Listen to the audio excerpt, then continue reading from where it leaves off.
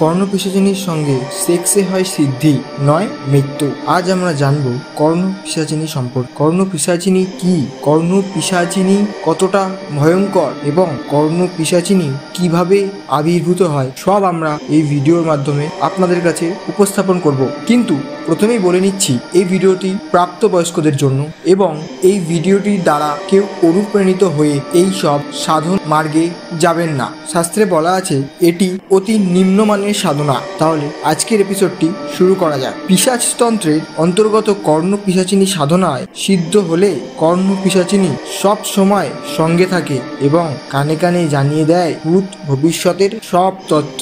কিন্তু তার আগে কর্ণপিশাচিনীকে করতে হয় সন্তুষ্ট সাধনার মাধ্যমে। সাধনা মানে সেক্স, কিন্তু বীর্যপাত হলেই নিজের মাথা কেটে ফেলে কর্ণপিশাচিনী, তারপর মৃত্যু অনিবার্য। নমস্কার, সকলকে স্বাগত আমাদের নীলকণ্ঠ পরিবারে। সকল চ্যানেলটি সাবস্ক্রাইব করে পাশে থাকা বেল আইকনটি ক্লিক করে নেবেন এবং আমাদের চ্যানেলের সঙ্গে যুক্ত থাকবেন। কর্ণপিশাচিনী সাধককে কানে কানে জানায় সে যৌন সম্পর্কে স্থাপনে আগ্রহী।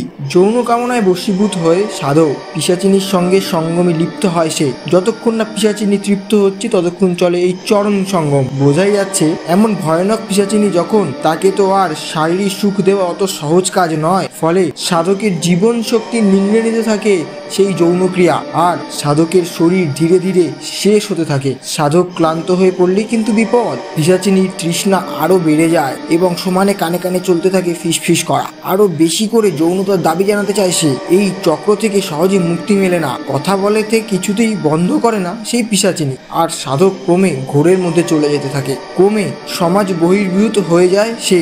সারা দিন তখন সে খালি কানে কানে কথা।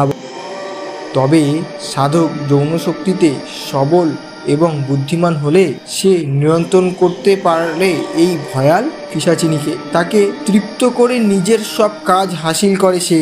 আর তারপরই বিসর্জন দেয় নাকি পিশাচিনীকে। কিন্তু বিসর্জন দেওয়া কি খুব সহজ? কখনোই না।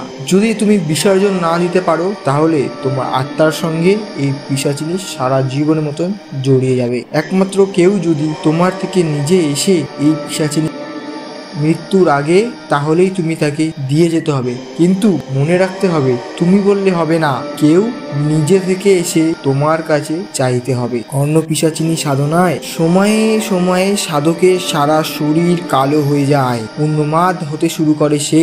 যদি সাধকের স্ত্রী বা সঙ্গিনী বা মেয়ে বা মা কেউ থাকে, তাকে কর্ণপিশাচিনী মেরে ফেলে। কর্ণপিশাচিনী সাধনায় কোনো অপর স্ত্রীর সঙ্গে বা কোনরূপ কোনো স্ত্রীর সঙ্গে কোনো যোগাযোগ রাখা একদম যাবে না। যদি কোনো যোগাযোগ রাখা হয় তাহলে কর্ণপিশাচিনী তাকে মেরে ফেলবে। কর্ণপিশাচিনীর সঙ্গে সঙ্গমের সময়ে বীর্যপাত সম্পূর্ণ নিষিদ্ধ। এক্ষেত্রে বীর্যপাত মানেই নিশ্চিত মৃত্যু।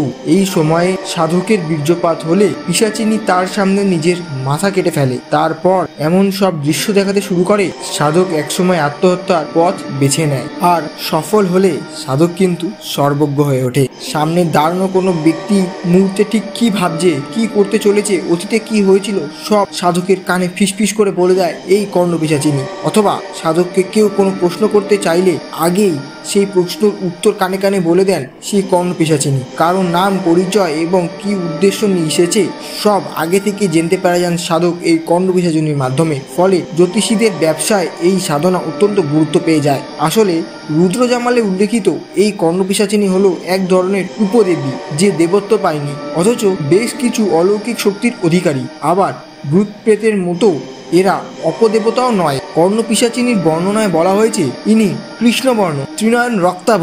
এরা আকারে ছোট কিন্তু এদের উদর বৃহৎ আর জীব অরুণ বর্ণ। এদের থাকে 4টি হাত, যার মধ্যে 2 হাতে থাকে খুলি। এদের শরীর থেকে ধোঁয়া বেরোতে দেখা যায়। বলা হয় কর্ণপিশাচিনী সব দেহে বাস করে। কর্ণপিশাচিনী সাধনার ফল 2 রকম হতে পারে, হয় সিদ্ধিলাভ নয়তো নিশ্চিত মৃত্যু। কর্ণপিশাচিনীর কথা গুপ্ত রাখতে হয় সাধককে। সামান্য ভুল ত্রুটিই হতে পারে সর্বনাশ। তন্ত্রে কর্ণপিশাচিনী সাধনাকে অত্যন্ত নিম্নমানের সাধনা বলা হয়েছে। তবে অনেকগুলি পিশাচ মন্ত্রে সিদ্ধ না হলে এই কর্ণপিশাচিনী সাধনা করা যায় না। তন্ত্র চর্চাকারীদের মতে যক্ষিণী ভুলো কানওয়ালাদের গুরুমা হলেন এই কর্ণপিশাচিনী, অর্থাৎ নিম্নমার্গের হলেও পিশাচতন্ত্রের সর্বোচ্চ সাধনা এটি। তাই বেশ কিছু জটিল পিশাচ মন্ত্রে সিদ্ধ হওয়ার পর সাধক কর্ণপিশাচিনী সাধনার যোগ্য হয়ে ওঠেন। তবে মূল কর্ণপিশাচিনী সাধনা মূলত 21 দিনের হয়। এই 21 দিন ধরে শ্মশানে বা কোনো বিশেষ ঘরে সাধন ক্ষেত্র বানিয়ে করতে হয় এই সাধনা। এই 21 দিন ঘর ছেড়ে বেরোতে পারে না সাধক, এমনকি শৌচালয়ে যাওয়ারও কোনো অনুমতি নেই। সাধন ক্ষেত্রে এই মলমূত্র ত্যাগ করতে হয়। শুধু তাই নয়, শরীরে এই বর্জ্য পদার্থ লাগাতে হয়, অর্থাৎ অপরিচ্ছন্নতা এই সাধনার অন্যতম উপাদান। মানে বুঝতেই পারছেন দর্শক বন্ধুরা যে এটি কতটা নিম্নমানের সাধনা। স্নান করা বা নিজেকে সাফ সুতরো রাখার কোনো প্রশ্নই ওঠে না এখানে, বরং এই 21 দিন নিজের প্রস্রাব দিয়ে নিজের শরীর ধুতে হয়, নিজের মলমূত্র নিজের শরীরে মাখতে হয় এবং যতটা অপরিষ্কার থাকা যায় ততটা অপরিষ্কার থাকতে হয়। কানে লাগাতে হয় নিজের বিষ্ঠা, আর শ্মশান থেকে জোগাড় করতে হয় ছাদি, তেল বা ঘি দিয়ে প্রদীপ জ্বালিয়ে মন্ত্র সাধনায় লেগে থাকতে হয় সারাদিন। মন্ত্রোচ্চারণের মাধ্যমে হাতের আঙুলগুলি তেলে ডুবিয়ে রাখতে হয়। আর শেষের আগের দিন অর্থাৎ 20তম দিনে বলি দেওয়ারও উল্লেখ রয়েছে। সেই বলি দেওয়ার রক্ত নিজের শরীরে মেখে তারপর কর্ণপিশাচিনীকে আহ্বান জানাতে হয়। এত কিছুর পর 21তম দিনে অমাবস্যার রতে নাকি সাধকের সামনে আসে এই কর্ণপিশাচিনী। তারপরই শুরু হয় কানে কানে ফিসফিস করে কথা বলা। এটি একসময় অতি ভয়ঙ্কর হয়ে দাঁড়ায় সাধকের কাছে। আর সাধক যখন এটিকে ছেড়ে দিতে চায় তখন নিশ্চিত মৃত্যু নিয়ে আসে এই কর্ণপিশাচিনী সাধকের কাছে। অজানাকে জানা এবং অদেখাকে দেখা, ভবিষ্যতের কোটরে কি আছে সেই জিজ্ঞাসা প্রতিনিয়ত তাড়িয়ে বেড়ায় মানুষকে। কখনো সে তাড়না হতে পারে প্রাণঘাতীও। অন্ধবিশ্বাস পৌঁছে দেয় উন্মাদনার খাদের ধারে, সেখান থেকে ফেরা কোনো পথ থাকে না, আর পড়ে থাকে শুধুই ফিসফিস আর কানে কানে শুধুই ফিসফিস। আচ্ছা, ঠিক কানে কানে নাকি মগজে? তো আজকে সকলে যে শুনলেন কর্ণপিশাচিনী সম্পর্কে সম্পূর্ণ তথ্য। সকলে চ্যানেলটি সাবস্ক্রাইব করে কমেন্ট বক্সে হর হর মহাদেব লিখতে একদমই ভুলবেন না।